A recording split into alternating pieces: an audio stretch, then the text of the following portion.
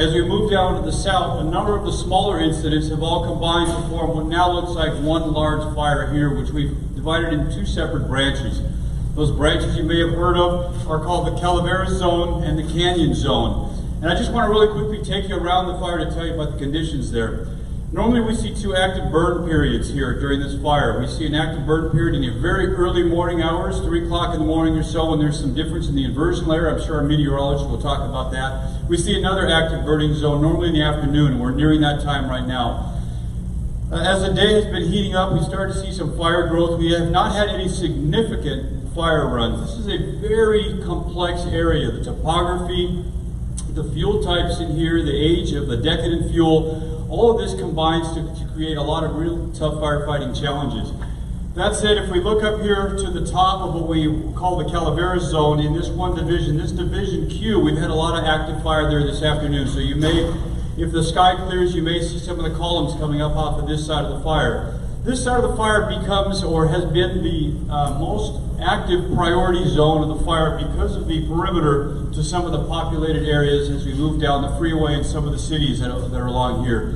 There are evacuation actions that have been taken in the way of both warnings and orders along the whole perimeter of the fire, but we carefully are watching this zone with our goal of flanking the fire and pushing it away from any of these populated areas as well. The other area of the fire, which continues to be a challenge to us, is really the southern piece of this canyon zone. The fire continues to push down into the state park through the wilderness area, and that continues to give us a little challenge.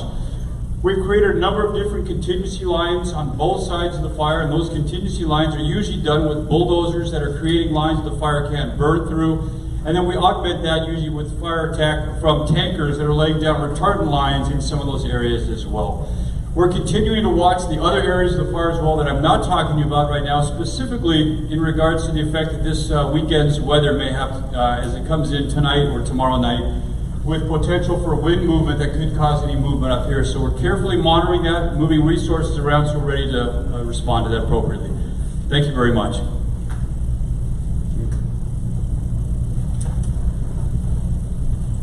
Okay, next, let's hear from Santa Clara Unit Chief Jake Hess. Hello everybody, I'm Jake Hess and I'm the CAL FIRE Unit Chief assigned to the Santa Clara Unit. The Santa Clara Unit encompasses 5 counties of SRA response, state responsibility area. That's Santa Clara County, Alameda County, Contra Costa County, and the western portions of both Stanislaus and San Joaquin counties. I would like to start off by recognizing the outstanding efforts of all of our cooperators. Law enforcement, all the fire departments, all of the public and private agencies that have been cooperating with us since day one of this conflagration.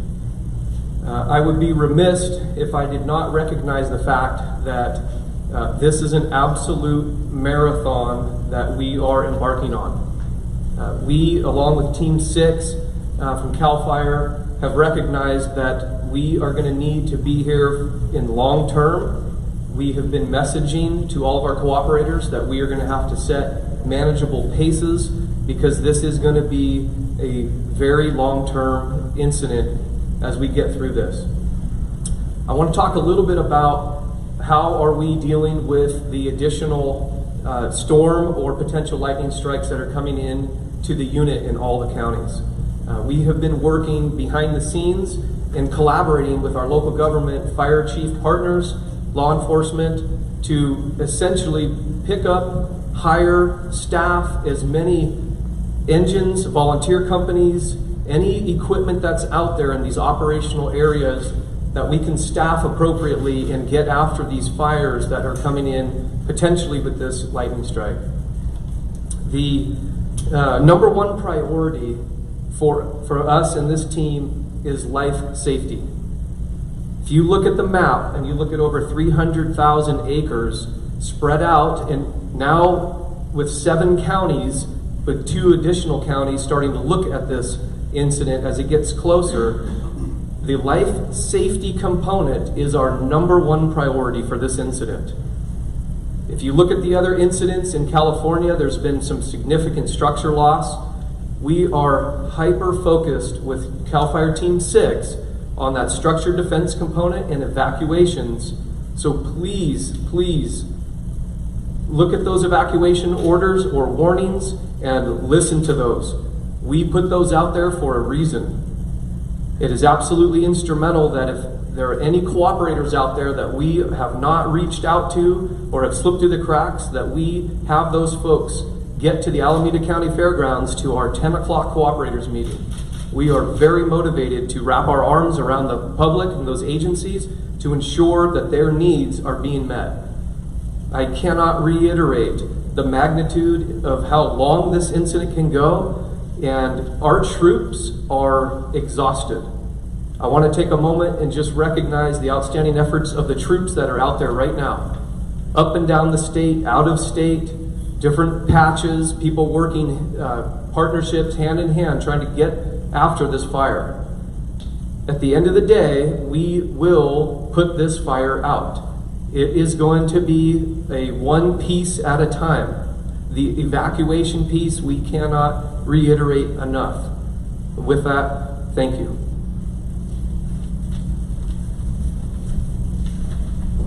Thank you, Chief. Next, let's hear from the California Highway Patrol in terms of road closures and traffic control. Good afternoon. My name is Lieutenant George Gorey of the California Highway Patrol San Jose area office, representing the Highway Patrol here. I'm also with Lieutenant Christian Oliver and Lieutenant Rob Kazor, both of some of our closest respective areas, Dublin and Hollister-Gilroy.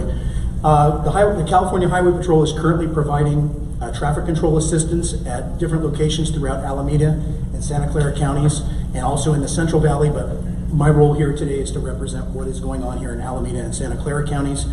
We have officers staged and working with the IMT team for CAL FIRE, and we have officers providing road closures and traffic control and assisting with evacuations if that comes up. So we're working with our partners with the Alameda County Sheriff's Office, the Santa Clara County Sheriff's Office, and CAL FIRE. So currently right now, California Highway Patrol officers are working on 12-hour shifts. We're on tactical alert, and we are working closely around the clock. Obviously our troops as well as theirs are working long hours, and my heart goes out to all of them in these conditions out here. So it's a very obviously fluid situation. So the Highway Patrol has an emergency operations center in Vallejo that is currently dispatching our troops throughout the region. And each local area, be it Dublin, Hollister-Gilroy, or the California Highway Patrol in San Jose, is each managing our own troops. So every 4 hours, we're getting updates from our partners in CAL FIRE as to where they would like the road to close or assist with evacuations and assist in anything else that is needed. So we're working closely with them, and I want to thank all of them for all their hard work and for having us here today. Thank you. Thank you, Lieutenant. Okay, next, let's hear from the Alameda County Sheriffs, and representing them is Sergeant Ray Kelly, their Public Information Officer. Sergeant Ray Kelly from the Sheriff's Office. I'm part of our emergency management team as we've been working with all of our partners here. I think life safety was mentioned as a priority, and that has been our priority all week in working with this. I think when most people think about Alameda County, they think about an urban county, but a lot of our county is rural, and that rural parts of our county back up to some of our large cities, especially in the Tri-Valley area and down into the city of Fremont. We've already dealt with a tremendous amount of fire up in the above mile marker 10 on Mines Road, going into Santa Clara County and then over into Stanislaus County. So we've been working on that. We've been working with evacuating people and getting the warnings and all the messaging out. Some of the things we've done that have been very helpful is one was set up an animal shelter here at the fairgrounds to house the livestock and other animals up there in the rural communities to take that pressure and that stress off of those community members so that they can shelter safely and focus on their properties. In addition, our office is the Region 2 Law Enforcement Mutual Aid Coordinator in the Bay Area, and right now we're helping coordinate a law enforcement response to 6 other Bay Area counties. So a lot of law enforcement work. Our mission is life safety, evacuation, and assisting fire to get to where they need to. So I would ask that everybody stay tuned to our social media. If you get a chance, sign up for AC Alert, acalert.org with the county, and we will be able to get you timely messages. So thank you. Okay, thank you, Sergeant. Next, we're going to hear from Contra Costa County Fire Protection District, Deputy Chief Aaron McAllister. Good afternoon. I serve as the mutual aid coordinator for Contra Costa County. The night the Deer Fire started, we had additional resources through pre-positioning that we were able to send to that incident. Again, tonight, during the red flag fire conditions, we've again pre-positioned some assets. All agencies throughout Contra Costa County have provided some surge capacity so that we can add additional assets. New emergencies don't stop, and so we're preparing for that as much as possible. That includes a dozer from Contra Costa County Fire, our hand crew, and our helicopter Conair 1 is available for new fires in the region if we were to have new starts tonight. Thank you. Thank you, Chief. Okay, now let's hear from the Incident Commander from CAL FIRE Incident Management Team 6, Chief Jeff Ike. Thank you, Rich. Good afternoon, everyone. My name is Jeff Ike. I'm the Incident Commander for CAL FIRE Incident Management Team 6. All of my colleagues have well covered the information. I'll re-highlight a few things and then cover a few items of our current conditions, what the fire service and law enforcement and all the cooperators are doing, and then most importantly, what we need you to continue to do. So as Chief Hess and many of my colleagues to the right here have talked about, life safety of the public and first responders is and will continue to be our #1 priority. If you look to the map over here, well over 300,000 acre fire in very adverse conditions, crosses over 7 counties, and now we have a historic fire on our hands, currently sitting approximately #2 or #3 as the largest fire in California history. We're dealing with this as our neighbors to the north and south also have fire conditions that are historic as far as complexity and size. So the magnitude of what we are dealing right now is extremely complex. We're challenged for resources across the state of California and the western United States. So a few things that I want to ensure that everyone understands, not only from the first responders to the public, but we are one team, one fight. I want to say that one more time and make it very clear. We need the public to stand with all of the first responders, one team, one fight. So as the fire service and law enforcement, we are aggressively attacking this fire from the air and the ground and enhancing our evacuation capability, as I stated, in 7 counties. That is a massive area to coordinate those type of evacuations, and I assure you, every area that's impacted by this incident, your local first responders, your fire department, your law enforcement are all engaged with CAL FIRE Incident Management Team 6 and the local CAL FIRE Santa Clara unit. We are all one team, one fight. Seamless communication, the evacuations are in place. We are ready to deal with whatever challenging situations that may come our way. But the #1 thing that we will focus on is life safety. And if that means evacuations, I've talked about what the fire service and law enforcement are doing. Here's what we need the public to continue to do. Very simply put, heed the warning. There are evacuation warnings in order all the way around this extremely large incident in very complex rural areas, but simply put, heed the warning. When law enforcement and fire service come together in a very coordinated environment to where every agency's concerns are represented, those evacuations are not taken lightly. All of my colleagues in the fire service and law enforcement, we work through those challenges. We make sure we're doing the right thing for the best interests of public safety. We do not want to have to evacuate anyone, but under these circumstances, we will do whatever it takes as far as evacuations to keep the public and the first responders safe. So when you access, I ask that you all access your local social media.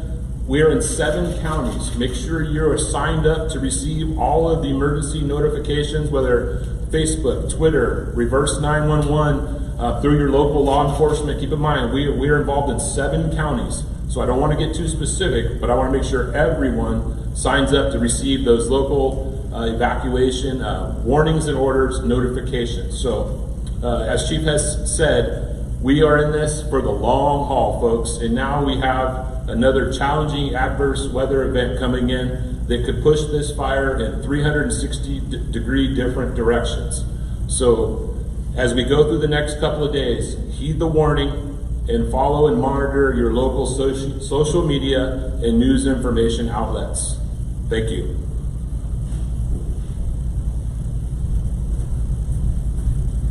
Thank you, Chief. Okay, at this time, we'll go ahead and take some questions. Does anybody have any questions? Right over there. Sergio Quintana with NBC Bay Area News. One of the things that we've been hearing is a little bit about the resources, manpower that's kind of coming in. Walking in, I saw agencies from Orange County, Los Angeles.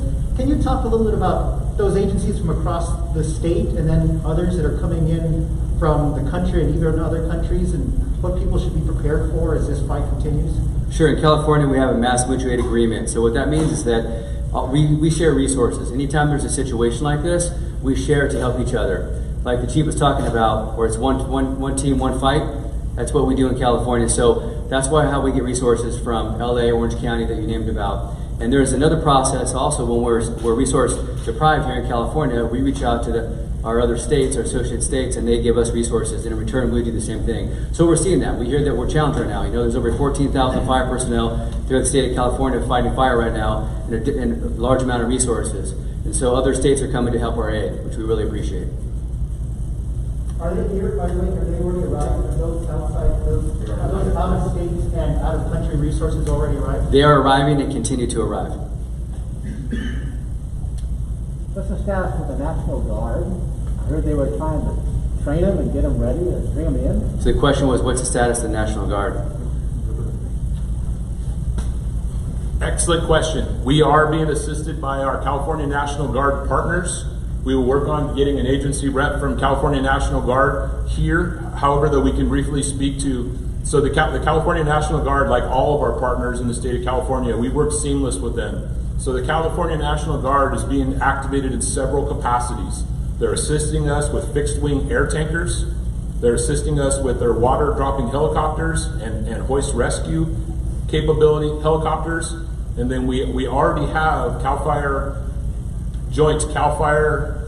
National Guard hand crews in place, and there currently more California National Guard and United States military crews are being mobilized as we speak with CAL FIRE to provide the leadership and the safety component. So I assure you the California National Guard is fully engaged as a great cooperator. Thank you. David Albert here, Mayor of Dublin. I want to say great job today. We stand with you in one team, one fight. You mentioned the long haul. Any idea how long that may be? Even a guess? Chief Hess, would you like to join me? Sure. I'll go first, and then Chief Hess, as your local unit chief, could speak to that. To put a time under a fire of this magnitude with adverse weather coming in is almost unreasonable. But there's more than just the firefight. As you know, we're using bulldozers, helicopters, hand crews. The land is being disturbed. So after the firefight's done, we have to return all of our fire suppression impacts to the land have to be returned to their normal status. So once CAL FIRE Team 6 leaves, which is indefinite at this point, Chief Hess brought CAL FIRE Team 6 in here to assist the local unit. We will be here as long as the chief needs us, but then I'll hand it over to Chief Hess. The long-term part of the recovery of this incident will go on for probably many years, and I'll hand it over to Chief Hess. Great question. We've been prefacing at our cooperators meetings at 10 o'clock that as the unit chief of the Santa Clara unit, I brought in CAL FIRE Team 6. We were the first activated unit, and there's all 6 are activated right now. While they're here, we are going to engage with the community, landowners, while we have the horsepower of Team 6. When the fire is out, controlled, contained, and controlled, then the fire suppression repair piece starts. There will be lots of conversations, considering that we are in the era of the mega fire era, uncharted waters right now in regards to the size, the magnitude, and the scope of what does that fire suppression repair piece look like. There's another layer of the rehab piece that other agencies are going to potentially get involved with as well. There are resources out there, watershed response team resources that we've already been chatting with. And of course, there are approvals and processes and policies that need to be vetted out prior to that. We are not there yet, considering we still have folks actively fighting fire. But to answer your question, the CAL FIRE Santa Clara unit will be living with this incident for a very long time. I imagine it's going to be years of pieces and parts of whose fence has been repaired and which ranch owner needs whether water replaced or all these pieces and parts right now. We don't know what we don't know. So that information is coming in at our cooperators meetings, and we're starting to get ahead of that now. I was talking to a pilot up at the Sonoma Air Tech base, and he said that he was surprised that in August, and you still have a week of August left, that there's so much dryness out there, so much potential, that it really worries him. Before you talk about pulling out of any place, aren't you likely to be going a lot more places in the next 2 months, which are the worst months? So if I understand the question is, do you think we're going to continue to be fighting fire for the next couple of months all around California? No, I'm asking you, are you looking at this kind of level of fires for the next 2 months?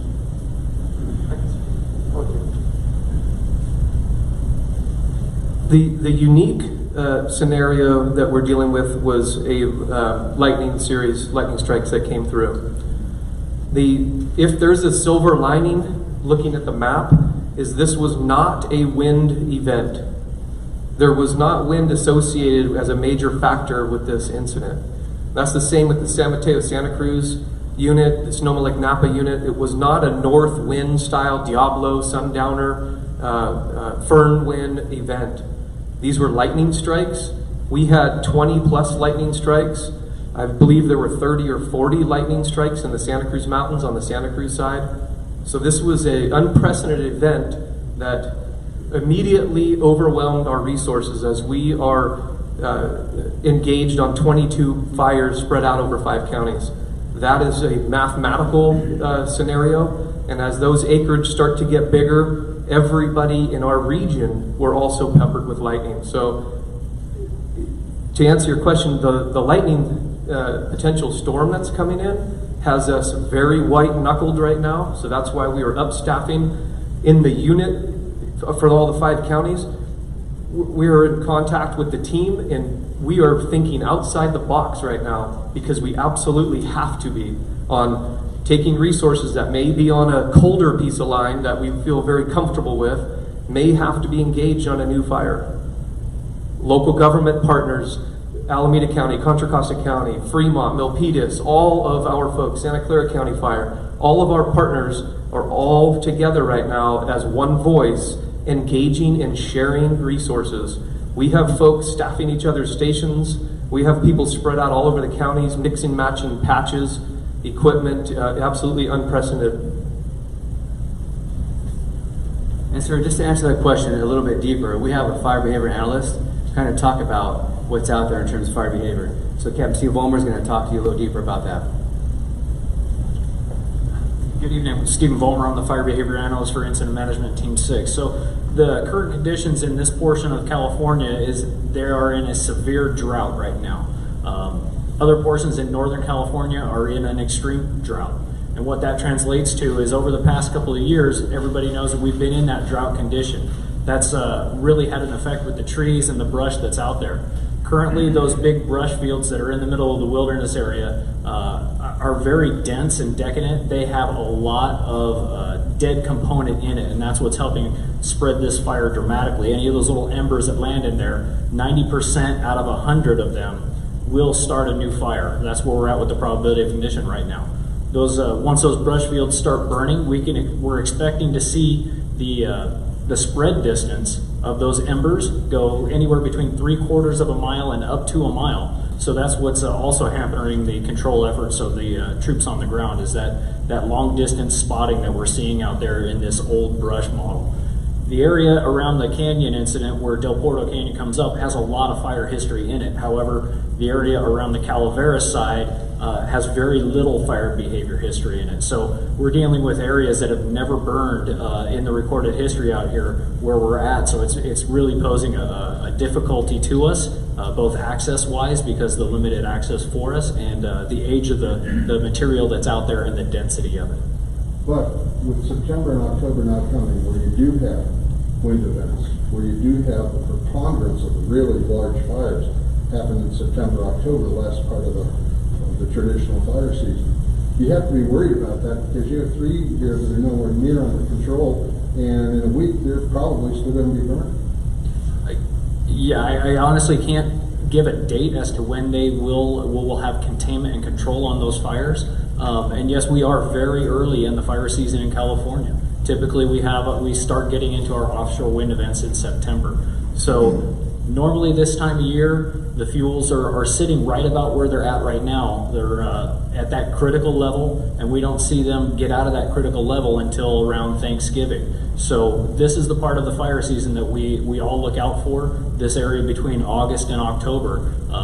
It's one of those things that in the fire service we live with, we understand that, and we pack our bags and we're ready for that time period. So to answer the question, are these critical fires? Yes. Are there going to be more critical fires? We really hope not, and we hope that we can get a handle on these before there are more, but I'm sure that there will be more between now and Thanksgiving.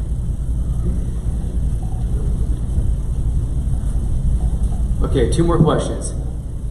Can we talk a little bit about air quality and some of the precautions? I know that we're in a unique situation because there's not a whole lot of people, we're like restricted on where people can go in for shelter, so people have been being allowed to like camp outdoors and whatnot. Can we talk a little bit about some of the concerns about air quality right now?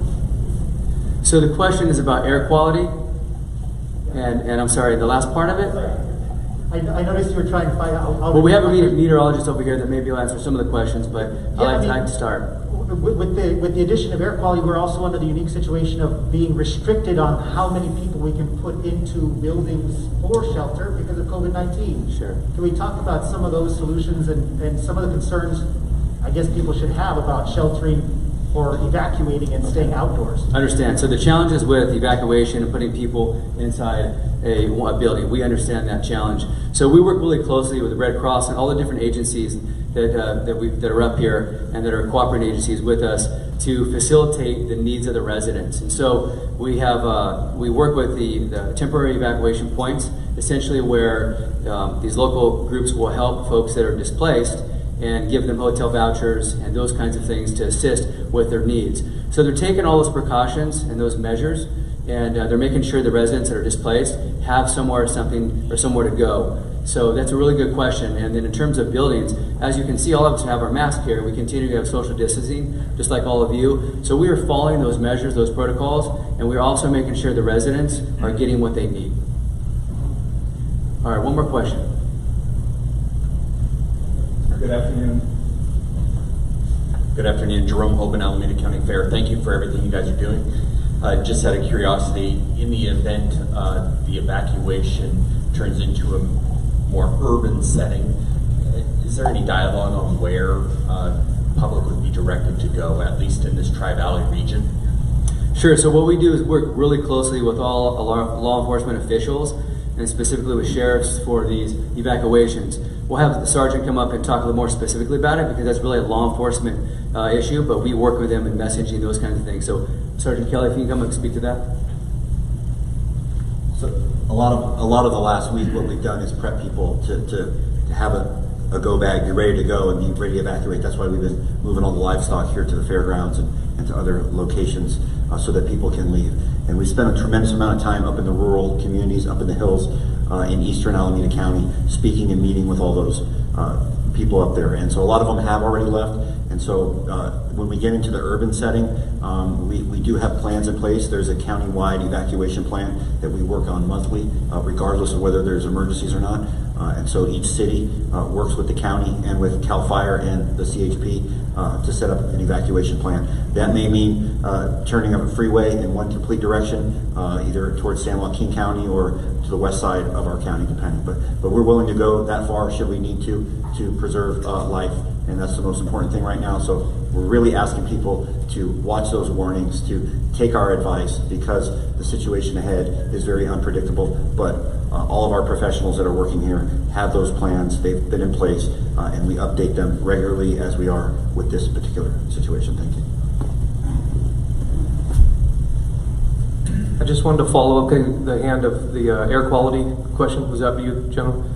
And Rich touched on the COVID piece, and I appreciate that because he reminded me of something. So we're in contact with all of the county public health officers in all the counties, their representatives. So he mentioned the COVID piece, which is CAL FIRE Team 6 was the first team to be activated in the COVID environment. And that fire was the cruise fire down in Santa Clara County, just east of, in between Morgan Hill and the cities of Gilroy, out in the eastern slopes there below Mount Coe Park. So the COVID piece, this team is on the sharp edge of the tool. They've been highly motivated. They've done they've got all the CAL FIRE teams together to do some training, some scenario tabletop exercises, and literally every minute of our day we're exercising that process. We're adapting, we're figuring out what are we missing. We've embedded those county public health officers to ensure that we are operating appropriately, because each county has their own protocols associated with that. The air quality piece I just wanted to touch on is we've also, through our liaison officers, we have all the county offices of emergency services representatives, and I see Dana Reed from Santa Clara County over here, who's runs Santa Clara County's Office of Emergency Management Services. Those folks are great resources to your air quality question. There may be some resources that we haven't even thought of through those county Office of Emergency Management, whether there's already probably sending out information associated with closing up your windows and what to do when you're driving with your recirculated air. There are some low-hanging fruit, so to speak, on the air quality piece. In regards to that, I would highly recommend folks reach out to their individual county health office. Thank you, Chief. Okay, that concludes our press conference today. We're going to continue to hold more press conferences daily. We'll send out a press release about that. We thank you very much for your time. Stay safe.